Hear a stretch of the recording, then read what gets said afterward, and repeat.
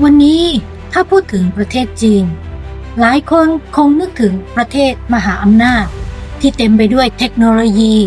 เมืองทันสมัยและโครงสร้างพื้นฐานระดับโลกจนกลายเป็นหนึ่งในศูนย์กลางสำคัญแห่งใหม่ของโลกที่หลายประเทศกำลังจับตามองคุณรู้ไหมคะก่อนที่จีนจะกลายเป็นประเทศแบบที่เราเห็นในวันนี้มีช่วงเวลาหนึ่งที่ผู้นำจีนออกเดินทางไปเรียนรู้จากประเทศเล็กๆประเทศหนึ่งคนคนนั้นคือเติ้งเสี่ยวผิงและประเทศที่เขาเลือกเดินทางมาดูงานไม่ใช่สหรัฐอเมริกาไม่ใช่ญี่ปุ่นแต่เป็นสิงคโปร์ประเทศที่เล็กกว่าจีนหลายพันเท่าแล้วคำถามก็คือสิงคโปร์มีอะไรที่ทำให้ผู้นำจีนต้องเดินทางมาดูด้วยตาของตัวเอง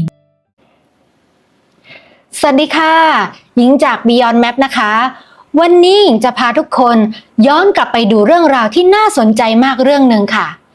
เรื่องราวที่ประเทศเล็กๆที่ครั้งหนึ่งเนี่ยเคยเป็นแรงบันดาลใจให้กับประเทศที่มีประชากรมากที่สุดในโลก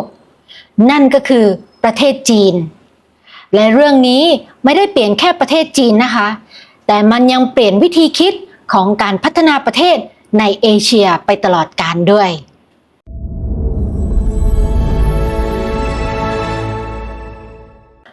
ก่อนที่บุคคลสำคัญท่านนี้จะเดินทางมายังสิงคโปร์จริงๆแล้วสำหรับคนจีนได้เดินทางมายังประเทศในแถบนี้ที่สิงคโปร์เป็นเวลามาหลาย10 ปีแล้วนะคะนับตั้งแต่ช่วงศตวรรษที่19ถึงต้นศตวรรษที่20ชาวจีนจำนวนมากโดยเฉพาะจากมณฑลทางใต้เช่นชาวจีนเชื้อสายฮักกาแต้จิ๋วฮอกเกี้ยนกวางตุ้งได้เดินทางออกจากบ้านเกิดเพื่อมาหาโอกาสใหม่ในเอเชียตะวันออกเฉียงใต้หนึ่งในจุดหมายสำคัญนั่นก็คือสิงคโปร์ตอนนั้นเนี่ยสิงคโปร์เป็นเมืองท่าที่สำคัญและคึกคักมากๆเลยผู้คนจากหลายเชื้อชาติเดินทางเข้ามาค้าขายที่นี่มาทำงานมาเริ่มต้นชีวิตใหม่ชาวจีนเองก็เป็นกำลังสำคัญในการขับเคลื่อนเศรษฐกิจของเกาะเล็กๆแห่งนี้หลายคนเริ่มต้นจากการเป็นแค่แรงงานธรรมดาหลังจากนั้นก็ค่อยมาเปิดร้านเล็กๆทำค้าขายและเมื่อเวลาผ่านไปธุรกิจเล็กๆของเขาหลายแห่งก็ค่อยๆเติบโตจนกลายเป็นบริษัทและองค์กรที่มีบทบาทสำคัญต่อเศรษฐกิจของสิงคโปร์แต่สิ่งที่หญิงว่าน่าสนใจที่สุดก็คือแม้ว่าพวกเขาจะสร้างชีวิตใหม่ในต่างแดนหลายคนก็ยังไม่เคยลืมบ้านเกิดของตัวเองในอดีตชาวจีนพ้นทะเลจำนวนไม่น้อยส่งเงินกลับไปช่วยครอบครัวที่ประเทศจีนบางคนร่วมกันระดมทุนสร้างโรงเรียนสร้างโรงพยาบาลสร้างสะพานหรือสนับสนุนโครงการสาธารณประโยชน์ในหมู่บ้านเกิดของบรรพบุรุษของพวกเขาสำหรับคนจีนในยุคนั้นเนี่ยการเดินทางออกจากบ้านเกิดไม่ได้หมายถึงการตัดขาดจากรากเหง้านะคะแต่เป็นการออกไปสร้างโอกาสและเมื่อมีความพร้อมก็หันกลับไปช่วยเหลือบ้านเกิดของตัวเองความสัมพันธ์ระหว่างจีนและสิงคโปร์จึงไม่ได้เริ่มต้นจากการเมืองไม่ได้เริ่มต้นจากรัฐบาลแต่เริ่มต้นจากผู้คนธรรมดานี่เองผู้คนที่เป็นพ่อค้าเป็นแรงงานจากครอบครัวชาวจีนพ้นทะเลที่ช่วยเชื่อมสองดินแดนนี้เข้าด้วยกันมาตั้งแต่สมัยก่อนเมื่อ100 กว่าปีแล้วและเมื่อเวลาผ่านไปสายสัมพันธ์ของผู้คนเหล่านี้เองก็กลายเป็นหนึ่งในเหตุผลที่ทำให้สิงคโปร์เป็นประเทศที่จีนให้ความสนใจมากเป็นพิเศษจนเมื่อปี 1978 เติ้งเสี่ยวผิงก็ตัดสินใจเดินทางมาดูด้วยตาของตัวเองว่าประเทศเล็กๆแห่งนี้กำลังทำอะไรอยู่แต่คำถามที่หลายคนอาจจะสงสัยก็คือทำไมจีนในเวลานั้นถึงต้องออกไปดูงานต่างประเทศด้วยถ้ามองจากวันนี้อาจจะนึกภาพไม่ออกเพราะเราคุ้นกับจีนที่เต็มไปด้วยเมืองใหญ่รถไฟฟ้าความเร็วสูงเทคโนโลยีบริษัทระดับโลก แ แต่เมื่อย้อนกลับไปในช่วงปลายทศวรรษที่ 1970 ภาพของจีนแตกต่างจากปัจจุบันมากๆ ในเวลานั้นจีนเพิ่งผ่านช่วงเวลาของความเปลี่ยนแปลงครั้งใหญ่ของประเทศเศรษฐกิจยังไม่เติบโตเหมือนทุกวันนี้รายได้เฉลี่ยของประชาชนยังอยู่ในระดับที่ต่ำมากโรงงานอุตสาหกรรมจำนวนมากยังใช้เทคโนโลยีที่ล้าหลังและประชาชนจำนวนไม่น้อยยังใช้ชีวิตอยู่ในชนบทพูดง่ายๆก็คือจีนมีศักยภาพมหาศาลแต่ยังหาวิธีปลดล็อกศักยภาพนั้นยังไม่เจอเมื่อเติ้งเสี่ยวผิงเข้ามามีบทบาทและเขาเชื่อว่าถ้าจีนอยากพัฒนาจีนต้องกล้าที่จะเรียนรู้จากคนอื่นแนวคิดนี้อาจฟังดูธรรมดาในปัจจุบันแต่ในยุคนั้นถือว่าเป็นการเปลี่ยนวิธีคิดครั้งสำคัญเพราะแทนที่จะมองว่าเราต้องทำทุกอย่างด้วยตัวเองจีนเริ่มเปิดใจออกไปดูว่าประเทศอื่นเขาประสบความสำเร็จได้อย่างไรแล้วอะไรที่เหมาะกับจีนก็สามารถนำกลับมาปรับใช้เติ้งเสี่ยวผิงเคยมีประโยคที่ถูกพูดถึงมากๆนั่นก็คือไม่สำคัญว่าแมวจะสีดำหรือสีขาวแต่ขอแค่จับหนูได้ก็เป็นพอประโยคนี้ไม่ได้พูดถึงแมวจริงๆนะคะแต่สะท้อนวิถีคิดของเขาได้อย่างเป็นอย่างดีนั่นก็คือไม่ว่าจะเป็นแนวคิดจากประเทศไหนถ้ามันช่วยให้ประชาชนมีคุณภาพชีวิตที่ดีขึ้นก็ควรเปิดใจเรียนรู้และนั่นเองจึงเป็นเหตุผลในปี 1978 เติ้งเสี่ยวผิงเริ่มออกเดินทางไปศึกษาหลายประเทศเพื่อดูด้วยตาของตัวเองว่าโลกภายนอกกำลังเดินไปในทิศทางใดและหนึ่งในประเทศที่เขาให้ความสำคัญมากเป็นพิเศษนั่นก็คือสิงคโปร์เมื่อเติ้งเสี่ยวผิงเดินทางมาถึงสิงคโปร์ในปี 1978 สิ่งที่เขาเห็นอาจจะไม่ใช่ตึกที่สูงที่สุดในโลกหรือเทคโนโลยีที่ล้ำหน้าที่สุดในโลกแต่เป็นสิ่งที่เรียบง่ายกว่านั้นนั่นก็คือประเทศที่รู้ว่าตัวเองมีข้อจำกัดอะไรและบริหารข้อจำกัดเหล่านั้นได้อย่างน่าทึ่ง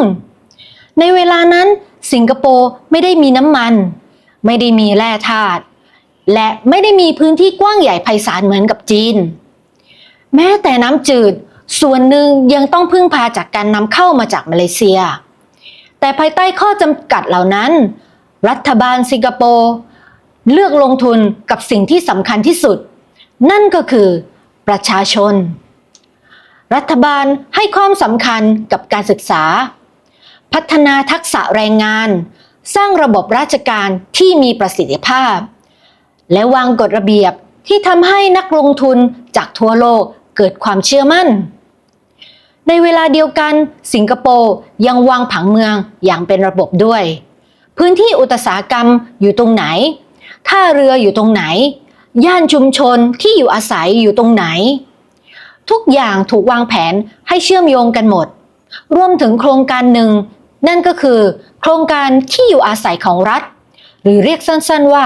HDB ที่ช่วยให้ประชาชนส่วนใหญ่มีบ้านเป็นของตัวเองในราคาที่เข้าถึงได้ทั้งหมดนี้ไม่ใช่เพราะสิงคโปร์มีทรัพยากรมากกว่าประเทศอื่นนะคะแต่เป็นเพราะสิงคโปร์พยายามใช้ทรัพยากรที่มีอยู่อย่างคุ้มค่าที่สุด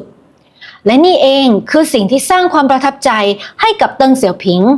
เพราะเขาไม่ได้บอกว่าสิงคโปร์เป็นประเทศที่สมบูรณ์แบบแต่เขาเห็นตัวอย่างของประเทศเล็กๆที่สามารถเปลี่ยนข้อจำกัดให้กลายเป็นจุดแข็งได้แน่นอนว่าจีนกับสิงคโปร์ขนาดประเทศจำนวนประชากรบริบทต่างๆแตกต่างกันอย่างมากไม่มีทางที่จีนจะคัดลอกทุกอย่างจากสิงคโปร์ไปได้แต่สิ่งที่เติ้งเสี่ยวผิงนำกลับไปไม่ใช่แบบแปลนของอาคารไม่ใช่แผนที่ของเมืองแต่เป็นวิธีคิดที่คิดว่าประเทศจะพัฒนาได้ต้องกล้าเรียนรู้จากสิ่งที่คนอื่นทำได้ดีแล้วนำมาปรับให้เหมาะกับประเทศของตัวเองและหลังจากเดินทางครั้งนั้นไม่นานแนวคิดนี้ก็เริ่มสะท้อนออกมาอย่างชัดเจนผ่านนโยบายปฏิรูปและเปิดประเทศของจีนรวมถึงการสร้างเขตเศรษฐกิจพิเศษ ที่หลายคนรู้จักกันในชื่อเมืองเซินเจิ้นแต่การเดินทางไปดูงานเป็นเพียงจุดเริ่มต้นเท่านั้นค่ะสิ่งที่ยากกว่าก็คือเมื่อกลับถึงประเทศจีนแล้วจะเปลี่ยนแนวคิดเหล่านั้นให้กลายเป็นความจริงได้อย่างไรกันล่ะเติ้งเสี่ยวผิงไม่ได้ประกาศให้ทั้งประเทศเปลี่ยนแปลงพร้อมๆกันแต่เลือกเริ่มจากพื้นที่เล็กๆก่อนถ้าพูดในภาษาปัจจุบันก็เหมือนการทำโครงการนำร่องทดลองก่อนถ้าได้ผลจึงค่อยขยายหนึ่งในพื้นที่ที่ถูกเลือกก็คือเมืองเซินเจิ้นในเวลานั้นเซินเจิ้นยังเป็นเมืองชายแดนเล็กๆที่ติดอยู่กับฮ่องกงมีประชากรเพียงไม่กี่แสนคนหลายคนอาจนึกภาพไม่ออกเพราะเซินเจิ้นในวันนี้แตกต่างจากวันนั้นแทบจะคนละโลกกันเลยในปี 1980 รัฐบาลจีนประกาศให้เซินเจิ้นเป็นเขตเศรษฐกิจพิเศษหรือ Special Economic Zone พื้นที่แห่งนี้ได้รับนโยบายที่ยืดหยุ่นกว่าพื้นที่อื่นๆในประเทศเปิดรับการลงทุนจากต่างประเทศสนับสนุนการตั้งโรงงานทดลองนโยบายเศรษฐกิจรูปแบบใหม่และให้อิสระในการพัฒนามากขึ้นพูดง่ายๆก็คือเซินเจิ้นกลายเป็นห้องทดลองของการปฏิรูปประเทศจีนนั่นเองหากสิ่งนี้ทำได้ผลจึงค่อยๆนำไปใช้ยังเมืองอื่นๆและผลลัพธ์ที่เกิดขึ้นก็น่าทึ่งมากๆจากเมืองชายแดนเล็กๆเซินเจิ้นค่อยๆเติบโตเจริญรุ่งเรืองเป็นศูนย์กลางของการผลิตจากนั้นพัฒนาไปสู่ศูนย์กลางด้านเทคโนโลยีและในปัจจุบันที่นี่เป็นที่ตั้งของบริษัทระดับโลกหลายแห่งทั้งในอุตสาหกรรมโทรคมนาคมโดรนรถยนต์ไฟฟ้าและเทคโนโลยีดิจิทัลสำหรับหญิงแล้วเนี่ยเซินเจิ้นเป็นหนึ่งในเมืองที่มีความทรงจำส่วนตัวด้วยนะคะเพราะเมื่อ 22 ปีที่แล้วเนี่ยหญิงมีโอกาสเดินทางไปที่นั่นเป็นครั้งแรกสิ่งที่จำได้แม่นที่สุดในตอนนั้นเนี่ยก็คือเมืองที่เต็มไปด้วยตึกสูงๆและพื้นดินเนี่ยก็คือกำลังมีการก่อสร้างเต็มไปหมดเลยตอนนั้นก็คิดอยู่ในใจว่าทำไมที่นี่มีอาคารที่อยู่อาศัยเยอะขนาดนี้และเจริญมากขนาดนี้ตอนนั้นเนี่ยหญิงยังไม่รู้หรอกว่าจีนน่ะได้แนวคิดการวางผังเมืองและที่อยู่อาศัยบางส่วนเนี่ยได้รับแรงบันดาลใจมาจากหลายๆประเทศรวมถึงสิงคโปร์ด้วยจนกระทั่งเมื่อหญิงย้ายมาอยู่สิงคโปร์แล้วและเริ่มเรียนรู้ประวัติศาสตร์ของที่นี่ถึงได้เข้าใจว่าอ๋อสิ่งที่เราเคยเห็นในเซินเจิ้นเมื่อหลายปีก่อนไม่ใช่เรื่องบังเอิญแต่มันเป็นส่วนหนึ่งของการเปลี่ยนแปลงครั้งใหญ่ของจีนที่เริ่มต้นแนวคิดในการเปิดรับสิ่งใหม่แล้วค่อยๆพัฒนาให้กลายเป็นแบบฉบับของจีนเองเมื่อย้อนกลับไปดูเรื่องราวทั้งหมดหญิงก็รู้สึกว่าสิ่งที่น่าสนใจที่สุดไม่ใช่ว่าประเทศไหนเก่งกว่าประเทศไหนนะคะแต่คือทัศนคติของการเรียนรู้ครั้งหนึ่งจีนเดินทางออกไปศึกษาหลายประเทศเพื่อมองหาสิ่งที่เหมาะกับตัวเองและเมื่อได้คำตอบแล้วก็ไม่ได้คัดลอกทุกอย่างมาใช้ทั้งชุดแต่เลือกสิ่งที่เหมาะสมนำมาปรับใช้นำมาทดลองและพัฒนาต่อยอดจนกลายเป็นแนวคิดของตัวเองจนวันนี้หลายประเทศก็เดินทางไปศึกษาจากประเทศจีนเช่นกันไม่ว่าจะเป็นด้านการผลิตเทคโนโลยีพลังสะอาดรถไฟฟ้าความเร็วสูงหรือปัญญาประดิษฐ์ AI นั่นเองวงจรการเรียนรู้จึงไม่เคยหยุดอยู่ที่ประเทศใดประเทศหนึ่งคนจีนมีสุภาษิตบทหนึ่งที่หญิงชอบมากนั่นก็คือเฉียหูจื่อจิ้งแปลว่าการเรียนรู้ไม่มีที่สิ้นสุดหญิงคิดว่าสุภาษิตสั้นๆประโยคนี้อธิบายเรื่องราวทั้งหมดของวันนี้ได้ดีที่สุดเพราะไม่ว่าจะเป็นคนองค์กรหรือประเทศวันที่เราคิดว่ารู้ทุกอย่างแล้วอาจเป็นวันที่เราเริ่มหยุดพัฒนาและยังมีอีกหนึ่งคำสอนของขงจื้อที่หญิงรู้สึกว่าเข้ากับเรื่องนี้มากซานเหรินสิงปี้โยวหวอซื่อซึ่งแปลว่าเมื่อเดินร่วมกับคน3 คนอย่างน้อย1 คนย่อมเป็นครูของเราได้หญิงมองว่าคำสอนนี้ไม่ได้ใช้ได้เฉพาะกับคนเท่านั้นแต่ยังใช้ได้กับประเทศด้วย เพราะทุกประเทศต่างมีจุดแข็งและจุดอ่อน ไม่มีประเทศไหนสมบูรณ์แบบ แต่ทุกประเทศล้วนมีบางอย่างที่อีกประเทศสามารถเรียนรู้ได้ บางครั้งแรงบันดาลใจที่เปลี่ยนอนาคตของประเทศอาจไม่ได้มาจากประเทศที่ใหญ่ที่สุด แต่อาจมาจากประเทศที่มองเห็นวิธีแก้ปัญหาได้ก่อน และในอีกวันหนึ่งประเทศที่เคยเป็นผู้เรียนก็อาจกลายเป็นผู้สร้างแรงบันดาลใจให้กับประเทศอื่นต่อไป นี่อาจจะเป็นเหตุผลที่ประวัติศาสตร์ยังคงมีคุณค่า ไม่ใช่เพราะมันบอกว่าใครชนะหรือใครแพ้ แต่เพราะมันเตือนเราว่าการเปิดใจเรียนรู้จากผู้อื่นไม่เคยทำให้เราเล็กลงเลย ในทางตรงกันข้ามมันอาจเป็นก้าวแรกของการเติบโตที่ยิ่งใหญ่ที่สุดก็ได้ ขอบคุณทุกคนที่ติดตาม Beyond Map วันนี้นะคะ ฝากกดไลค์ Subscribe กันเอาไว้ด้วย แล้วเราจะออกเดินทางไปด้วยกันในตอนหน้าค่ะ วันนี้สวัสดีค่ะ บ๊ายบาย